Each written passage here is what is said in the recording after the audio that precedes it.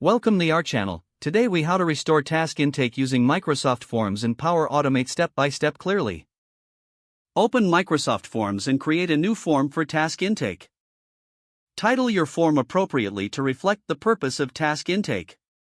Add necessary fields such as task name, description, due date, and priority level.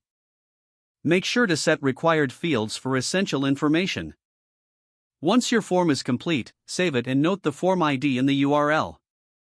Now, open Power Automate and select Create to start a new flow.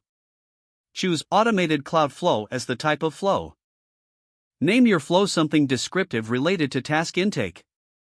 For the trigger, search for Microsoft Forms and select when a new response is submitted.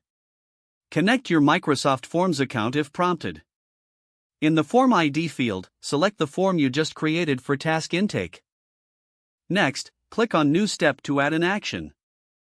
Search for Microsoft Forms again and select Get Response Details. In the Form ID field, choose the same form as before. For Response ID, select Response ID from the Dynamic Content options. Click on New Step to add another action. Search for SharePoint and select Create Item. Choose the SharePoint site where you want to store the task data.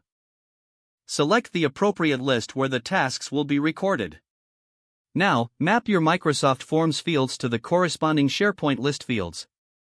For instance, set the task name in the list to the task name field from the form. Set the due date and other fields similarly based on your list configuration. Once all fields are mapped, click Save to finalize your flow. You can test your flow by submitting a sample response on your Microsoft form.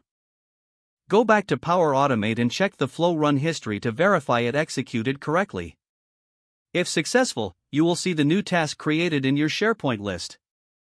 Monitor your flow and adjust any fields or mappings as necessary for efficiency. Your task intake restoration process using Microsoft Forms and Power Automate is now complete. If the page does not load, refresh the browser or try again in a private or incognito window. Make sure you are using the correct email address, then retype it carefully to avoid small typos. If your password is not accepted, use the reset option and create a new strong password you can remember. Don't forget to like this video and subscribe to our channel for more step-by-step tech guides.